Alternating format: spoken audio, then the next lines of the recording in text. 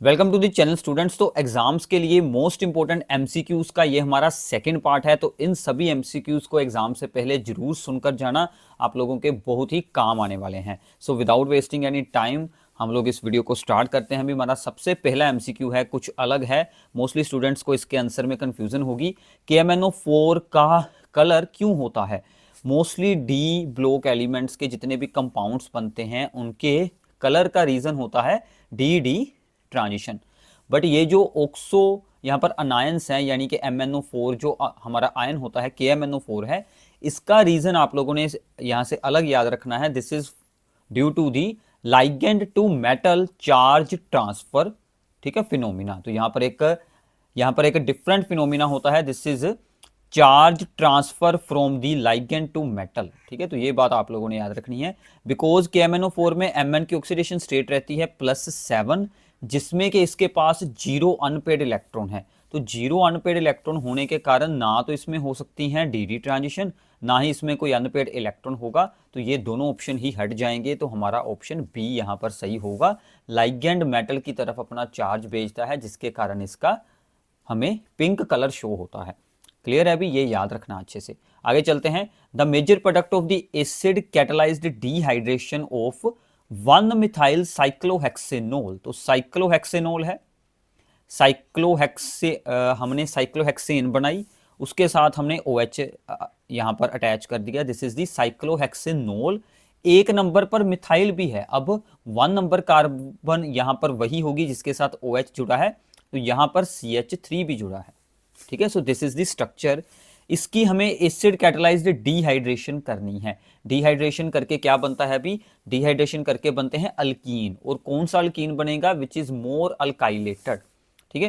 तो यहां से OH जाएगा तो हाइड्रोजन इनमें से एक जो है कार्बन उसके ऊपर में से रिमूव होगा। इसका अगर हम लोग हाइड्रोजन करते हैं रिमूव, तो हमें यहां पर माइनर प्रोडक्ट मिलेगा। तो मोर स्टेबल अल्कीन इन, या तो यहां से हाइड्रोजन हटाएं या तो यहां से हटाएं, दोनों में से आप लोग किसी भी पोजीशन से हाइड्रोजन को हटा सकते हैं। ये एज इट इज ही रहेगा।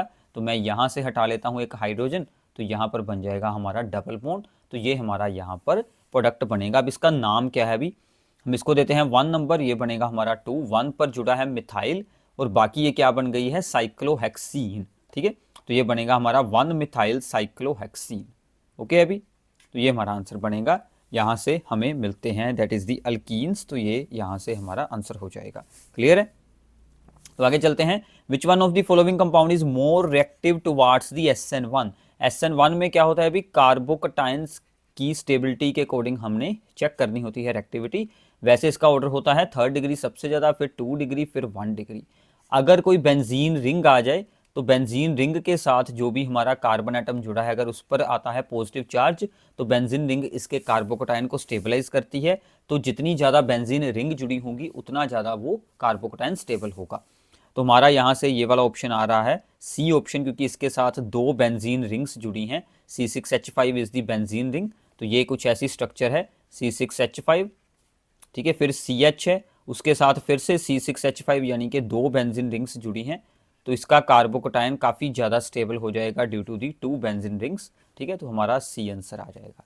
क्लियर है? अभी तो मैंने आपको बेसिक भी साथ में ही बता दिया है। ओके, अभी तो ये सब कुछ याद रखिएगा। ये ज़रूरी नहीं MCQ में आए, असर्शन रीजन में आ सकता है, शॉर्ट क्वेश्चंस में आ सकता है। तो आपको कॉन्सेप्ट याद रखना है। तो आगे चलते हैं। Which of the following radioisotope have longer half life, O15 और O19? अब देखो, half life radioactive decay होते हैं फर्स्ट ऑर्डर। तो हाफ लाइफ का फार्मूला 0.693/K। तो rate constant is inversely proportional to the half life. जिसका rate constant small होगा उसकी हाफ लाइफ हाई होगी, ठीक है। क्लियर है? तो यहां पर देखो, इसके साथ है 10⁻⁻3, ये है 10⁻⁻2, यानी कि ये हाफ लाइफ हमारी, ठीक है। ये हमारा रेट कांस्टेंट जो है वो यहां पर है स्मॉल वैल्यू। तो ये अगर स्मॉल है तो इसकी हाफ लाइफ हाई होगी। तो मतलब O15 का रेट कांस्टेंट था स्मॉल, तो इसलिए उसकी हाफ लाइफ हायर होगी। तो O15 हमारा आंसर आ जाएगा। क्लियर है? अभी हमने रेट कांस्टेंट को चेक किया, जिसके रेट कांस्टेंट की वैल्यू थी लो, उसकी हाफ लाइफ होगी हाई। सिंपल सी बात है, ठीक है। चलो आगे है। The molar conductivity of the acetic acid at infinite dilution is this one. Acetic acid की हमें मोलर कंडक्टिविटी बताई गई है। हमें निकालनी है इसकी, ठीक है ना, पोटाशियम एसीटेट की। पोटाशियम एसीटेट की मोलर कंडक्टिविटी अब क्या बनेगी भी, molar conductivity of acetic acid, ठीक है। अब हमें H की जगह पर K चाहिए तो हम इसमें ऐड कर लेंगे molar conductivity of the KCl। अब H और Cl एक्स्ट्रा हैं तो हम लोग HCl को कर देंगे माइनस, तो molar conductivity of HCl at infinite dilution, इसकी वैल्यू हमें दी गई है 390। KCl की molar conductivity at infinite dilution, ये देखिए यहाँ पर हो रही है इंटरसेक्ट कर्व, तो यहाँ पर कितनी वैल्यू होगी 150, क्योंकि 125 और 175 के बीच में तो 150 ही रहेगी, तो हमने ऐड कर दिया 150। यूनिट्स भी हमारे सेम ही हैं, ठीक है। नाउ और HCl की क्या है, वो यहाँ पर इंटरसेक्ट हो रही है 425, ठीक है, तो ये हो जाएगा -425। तो ये हमारा क्या बच जाएगा अभी, ये आप लोगों ने अब यहाँ से इन दोनों को ऐड करते हैं, 390 प्लस 150 क्या बनेंगे हमारे 540, तो 425 इसमें से माइनस करेंगे तो ये हमारा बच जाएगा 115, यानी कि 115 आ जाएगा इसका answer. So that is B is the right option. Clear है अभी, तो सिंपल कैलकुलेशन थी, बस आप लोगों ने कोहल-रोश लॉ को अप्लाई करके इक्वेशन बनानी थी, जो भी आपको सोल्व करने को कहा है। बाकी के जो भी वैल्यूज दी हैं उनको इस तरह से ऐड करें, जो रिक्वायर्ड आयंस है वो आ जाएं, जो एक्स्ट्रा आयंस हैं उनको आप लोगों ने माइनस कर देना है। क्लियर है अभी, चलो आगे है, arrange the following in increasing order of their boiling point. Amines में बॉइलिंग पॉइंट क्या होता है अभी, बॉइलिंग पॉइंट प्राइमरी का सबसे हाई, फिर सेकेंडरी का, फिर थर्ड डिग्री का, क्योंकि प्राइमरी के पास ज़्यादा हाइड्रोजन है, वो यहाँ पर स्ट्रॉन्ग हाइड्रोजन बॉन्डिंग शो करेगा। अब यहाँ पर है butane amine, butane amine is the primary, NN dimethyl ethane amine, NN यानी कि दो जो N के साथ एक्स्ट्रा जुड़े हैं, ठीक है, alkyl group, so this is the third degree. एक तो इथेन अमाइन है और दो ये दोनों हैं, टोटल 3 ग्रुप हैं।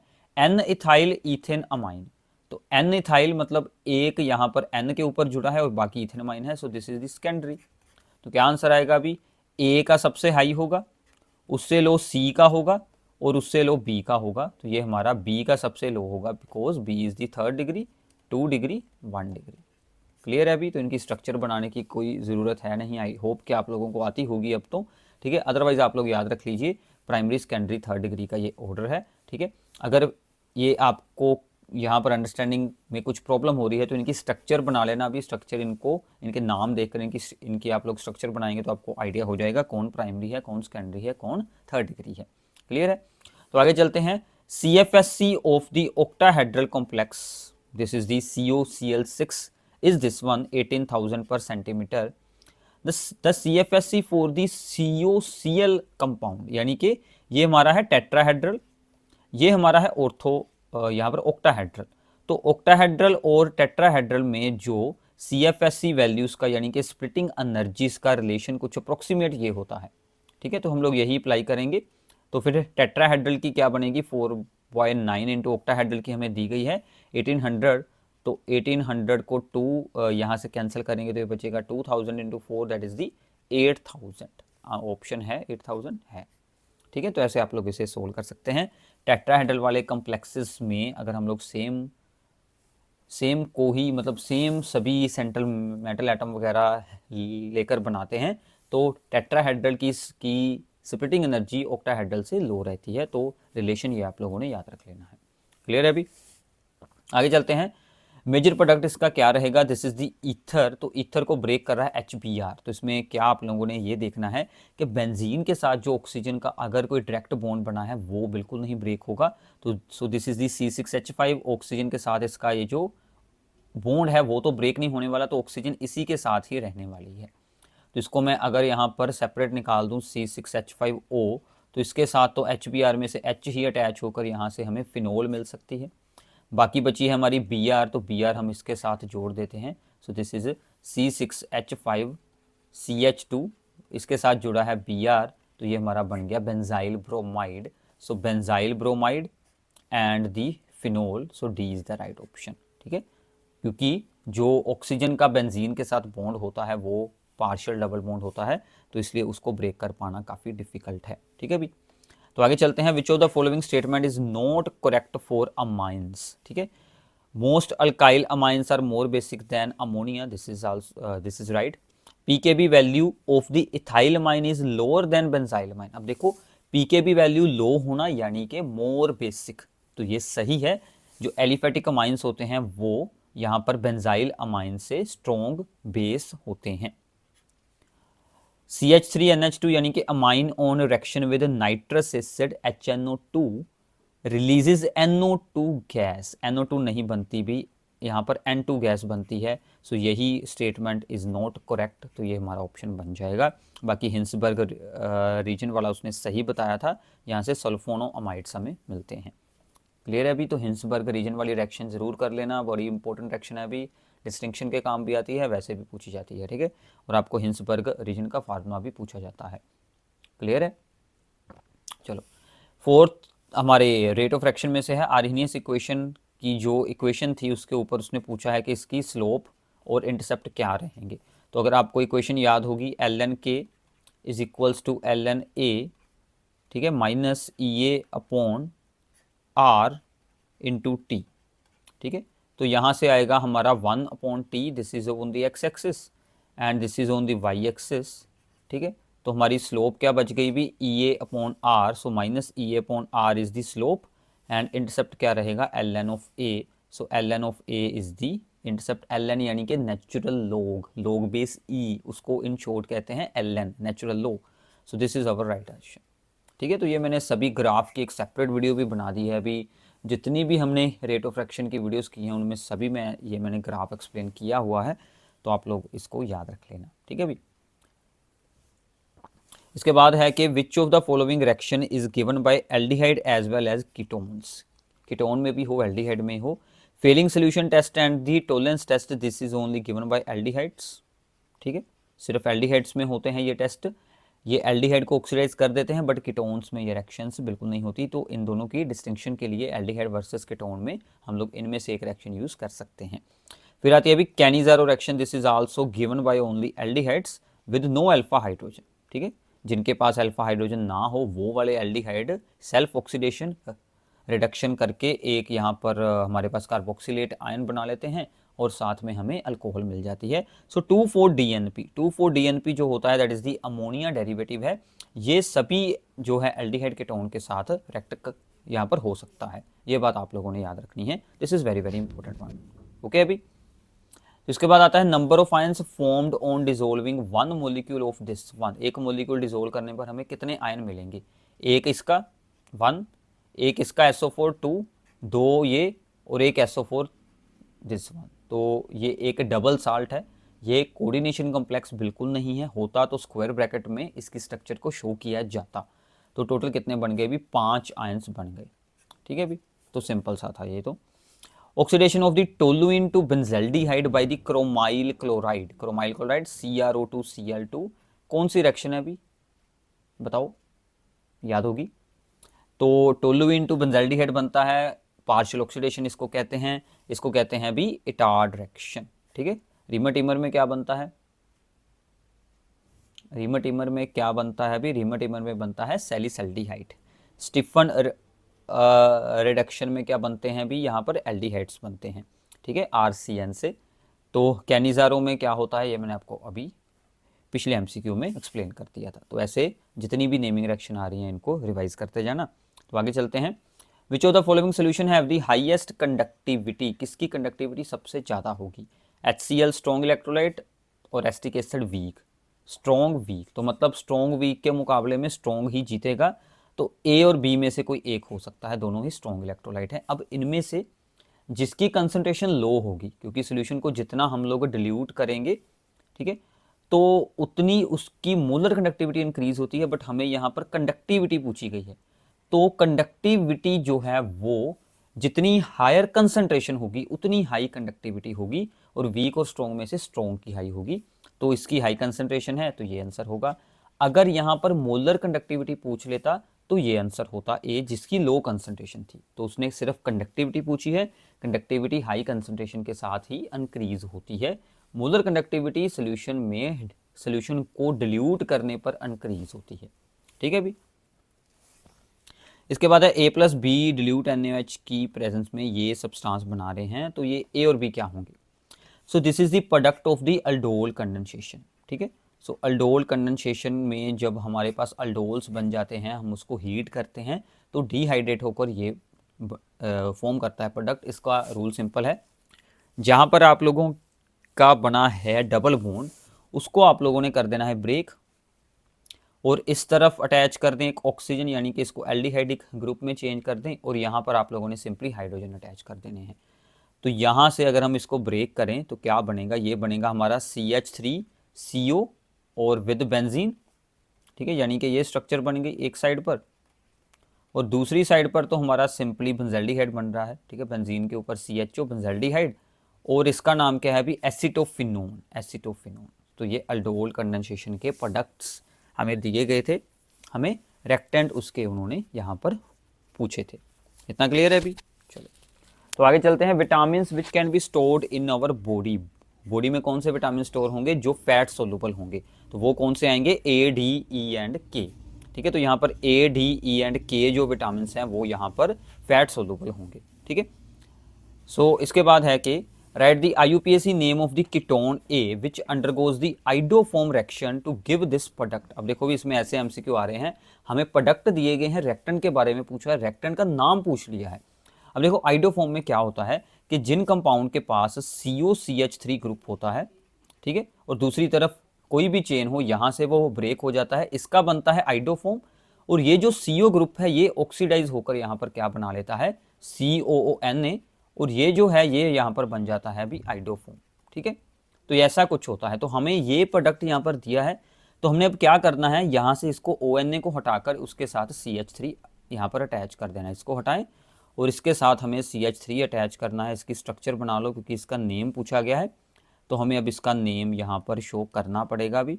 तो CO के साथ हम लोग क्या करेंगे, CH3 लगा देंगे, ठीक है, ONA हटाकर CH3 लगा दिया। तो अब इसका नाम लिखना है, तो यहाँ से शुरू करेंगे 1 2 3 4 5। तो अब यहाँ पर जुड़ा है अभी 3 पर मिथाइल, ठीक है, 3 मिथाइल ये भी है और ये भी है और ये भी है, टोटल कार्बन है हमारे पास 5, तो ये दोनों ऑप्शन बचते हैं।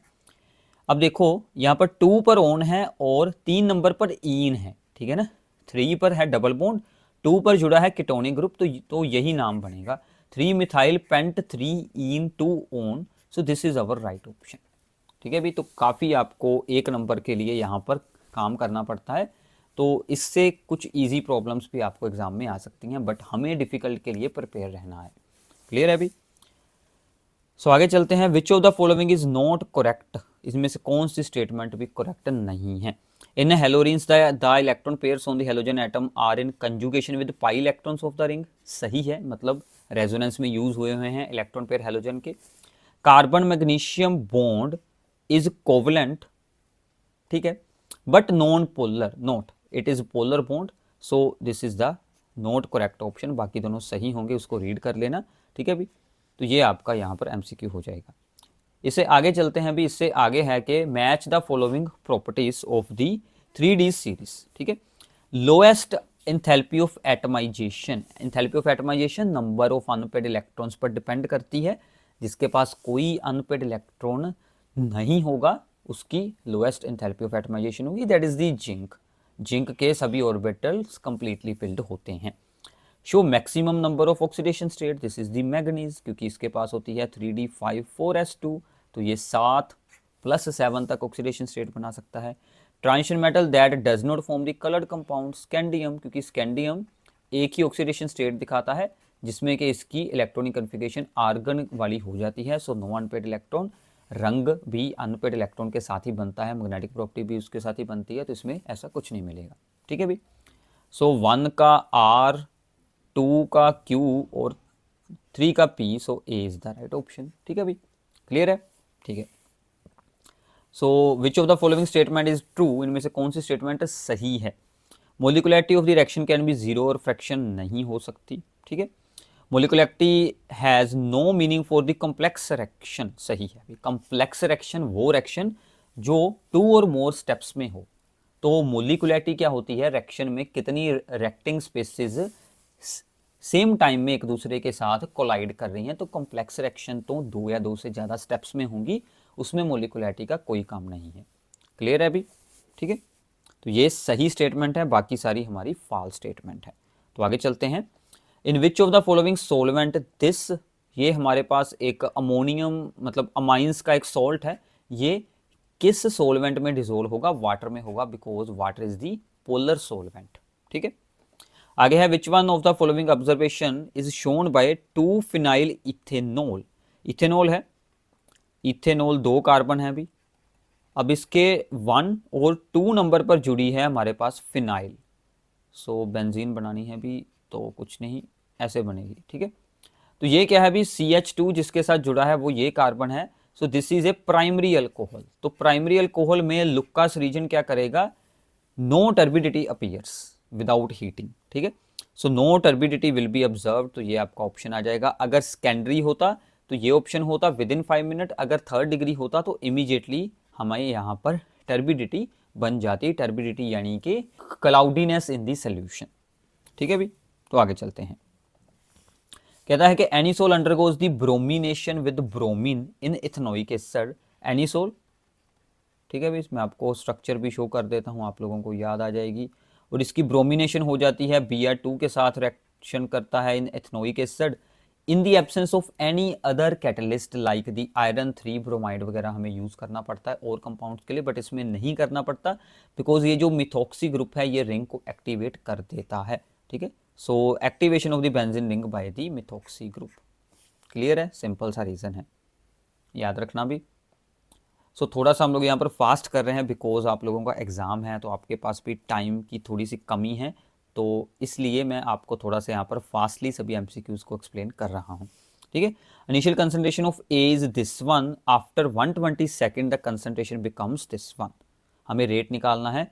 सो जीरो ऑर्डर एक्शन है, जीरो ऑर्डर के लिए हमारा सिंपल सा फार्मूला अप्लाई हो जाता है, K is equals to the initial concentration minus the final concentration, ठीक है, divided by the time t। So initial थी हमारे पास 1.5 और फाइनल थी 0.75, टाइम था 120, तो ये बच जाएगा 0.75 बाई 120, डिवाइड कर लेना भी, ये आपका आंसर बन जाएगा 0.00625। अब देखो सबसे इंपॉर्टेंट क्या है, ये दोनों आंसर सेम है बट जीरो ऑर्डर है।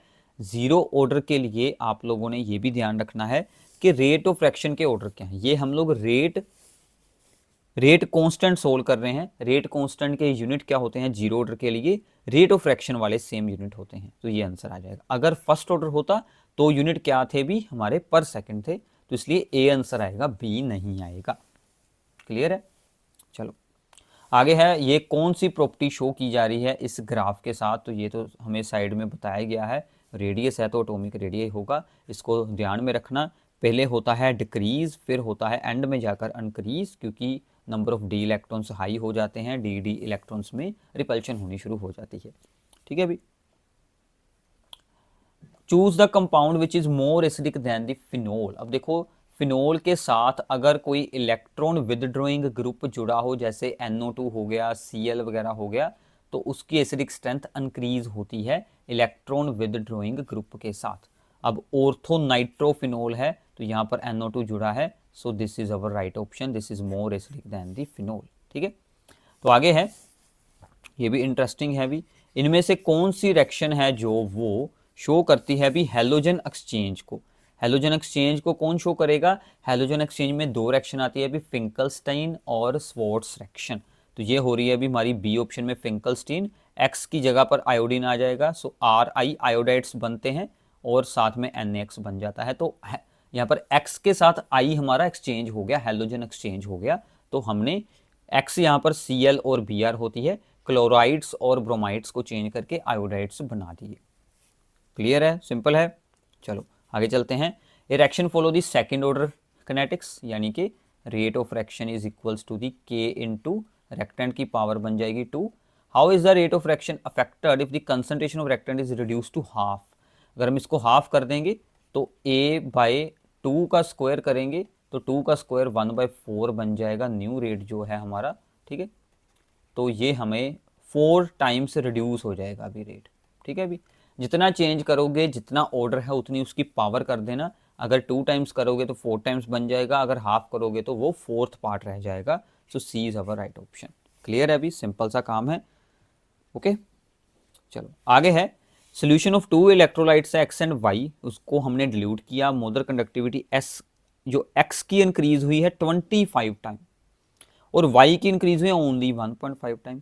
तो y का इंक्रीज थोड़ा सा स्लो है, बट इसका तो काफ़ी ज़्यादा इंक्रीज हुआ है। So this is the rapid increase. तो मैंने आपको बताया था रैपिड इंक्रीज वाला होगा वीक इलेक्ट्रोलाइट, स्लो वाला इंक्रीज वाला होगा हमारा strong electrolyte. So x is the weak electrolyte and y is the strong electrolyte. उसने पूछा है which one of the following is strong electrolyte, y is the strong electrolyte, क्योंकि उसके लिए इंक्रीज काफ़ी स्लो हो रहा है, स्ट्रॉन्ग की तो ऑलरेडी ही हाई होती है वैल्यू। क्लियर है? आगे चलते हैं। Units of the rate constant for the zero direction, this is the zero order के लिए कौन सी यूनिट होती है अभी? मोल पर ये होगी मोल पर लीटर पर सेकंड, मोल पर लीटर पर सेकंड, रेट ऑफ फ्रैक्शन वाले सेम। ये यूनिट है अभी हमारी फर्स्ट ऑर्डर के लिए, ठीक है, ये भी याद रख लेना, ओनली पर सेकंड। इन कंपाउंड्स में से जो हमें नीचे दिए गए हैं, इंक्रीजिंग ऑर्डर हमें decreasing order of the basic strength show करना है।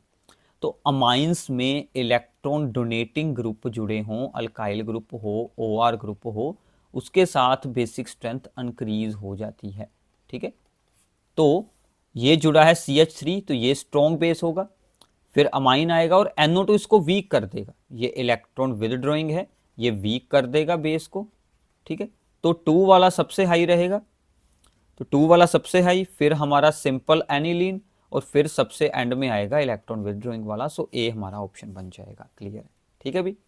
चलो आगे है, इसको अगर हम लोग हीट करते हैं इस अमाइन को, this is the primary mine, ठीक है, इसको हीट करते हैं क्लोरोफॉर्म एंड अल्कोहलिक KOH के साथ, this is the carbyl amine reaction. तो रिएक्शन आपको साथ में याद आ जाए, आइसोसाइनाइड इसको बोलते हैं टेस्ट। इसमें फाउल स्मेल आती है, आइसोसाइनाइड बनता है, यहाँ पर NH2 की जगह पर NC आपने अटैच कर देना है। So B is our right option.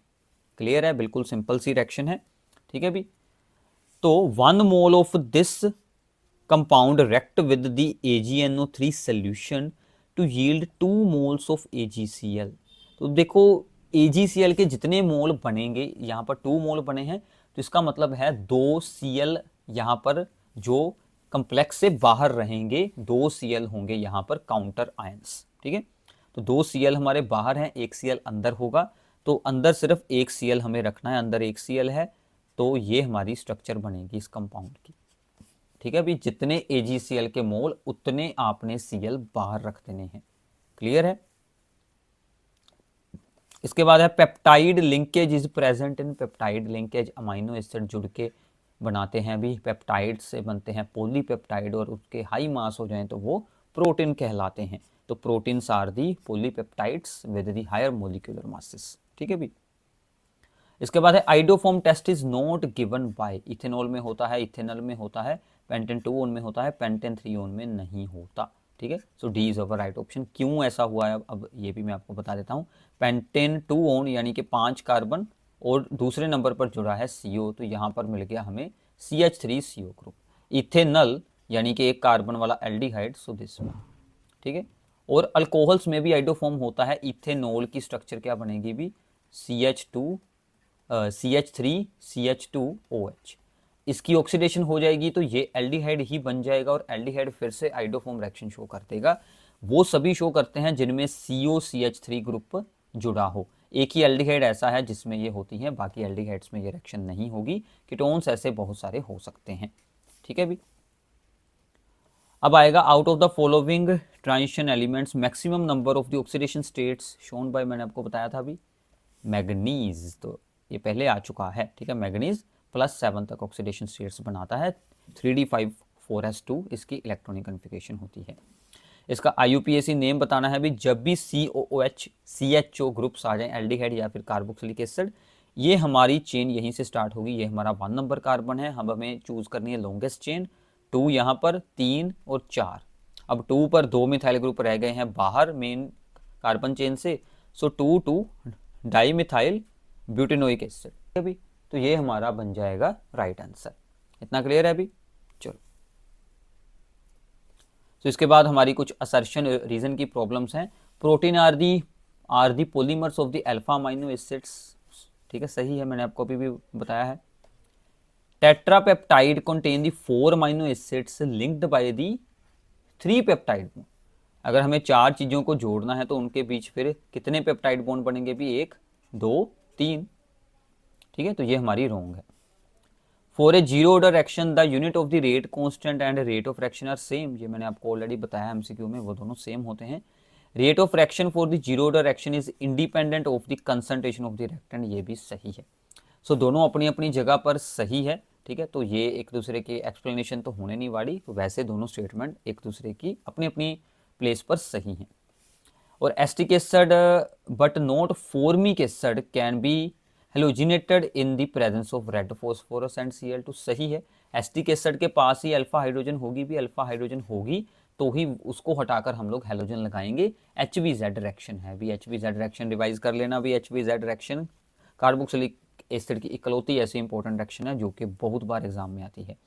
So acetic acid is weaker acid than the formic acid, ये भी सही है, क्योंकि जब कोई अल्काइल ग्रुप अटैच हो जाता है तो वो एसिड को वीक एसिड बना देता है। Trans this complex show optical isomerism, नहीं, ट्रांस वाला नहीं बनाएगा क्योंकि उसमें मिरर इमेजेस सुपर इम्पोज हो जाती हैं। इसकी स्ट्रक्चर कुछ ऐसी बनेगी, Cr है, ट्रांस में ऑक्सोलेट इधर भी लगेगा, ऑक्सोलेट इधर भी लगेगा और Cl ऊपर नीचे लगेंगे। ठीक है, तो अगर आप इसकी यहाँ पर मिरर इमेज बनाकर अब आप लोगों ने खुद देखनी है, वो भी सेम ही बन जाएगी। सो सेम मिरर इमेज बना रहा है, so no optical isomers. Optical isomerism is common in octahedral complexes involving the didentate ligands. Common तो है अभी, चलो ये तो है, बट इसमें वो नहीं होगी। क्लियर है अभी? ठीक है, तो ये थे भी आपके लिए इंपॉर्टेंट एमसीक्यूज। आई होप कि आप लोगों का एग्जाम अब काफ़ी अच्छा हो जाए। इनको सभी को आप लोगों ने ध्यान से सुना होगा, मैंने आपके लिए काफ़ी सारी वीडियोस बनाई हैं। So best of luck to everyone for your exams. तो एग्ज़ाम्स के लिए छोटी मोटी आपके लिए कुछ हैं टिप्स। कैलकुलेशन आपने सबसे आखिर में करनी है। न्यूमेरिकल प्रॉब्लम आए उसको पूरा सोल्व कर कर रख लें। एंड स्टेप में जो भी डिफ़िकल्ट कैलकुलेशन अगर हो उसके लिए आपने थोड़ी सी स्पेस रख देनी है, उसको आखिर में सोल्व करना। ठीक है, जो भी प्रॉब्लम्स आपको सबसे पहले आती हैं, अच्छे से आती हैं, उसको आप लोगों ने पहले ही सोल्व कर लेना है, अटैम्प्ट कर लेना है। जिनमें कुछ प्रॉब्लम आने वाली है या कुछ मतलब थोड़ी बहुत आती हैं, वो आप लोगों ने बाद में करनी है। ठीक है, पेपर में आप लोगों ने पूरा कॉन्फिडेंस रख के जाना है, तो आप लोगों को सब कुछ याद रहेगा, भूलेगा कुछ भी नहीं, यही सोचकर आप लोगों ने एग्ज़ाम में जाना है। अच्छे से रिवाइज़ कर लेना पेपर से पहले ही। ठीक है, तो अपना पेपर आप लोगों ने अच्छे से ध्यान से करना है, इधर उधर ध्यान बिल्कुल नहीं देना। पहले जो आपको खुद को आता है उसको अच्छे से सोल्व आउट कर लेना। अगर कोई ऐसी प्रॉब्लम है कि जिसका आंसर आपको थोड़ा बहुत भी याद है, तो आपने रिलेटेड आंसर एक्सप्लेन करने की यहाँ पर कोशिश ज़रूर करनी है। ठीक है भी, तो ये कुछ आपके लिए थी छोटी मोटी पेपर के लिए टिप्स, तो ये बात आप लोगों ने याद रखना है। तो एग्ज़ाम में एक बात और ध्यान रखिएगा, टाइम का ध्यान ज़रूर रखना है। सभी सेक्शंस को मार्क्स के अकॉर्डिंग आप लोगों ने टाइम में डिवाइड करके उसी अकॉर्डिंग अपने पेपर को अटैम्प्ट करना है। क्लियर है? सो best of luck for your exam. Thanks for watching this video. ऐसे हमारे साथ जुड़े रहिएगा और पेपर के बाद मुझे ज़रूर बताना कि आप लोगों का पेपर कैसा हुआ है। Best of luck.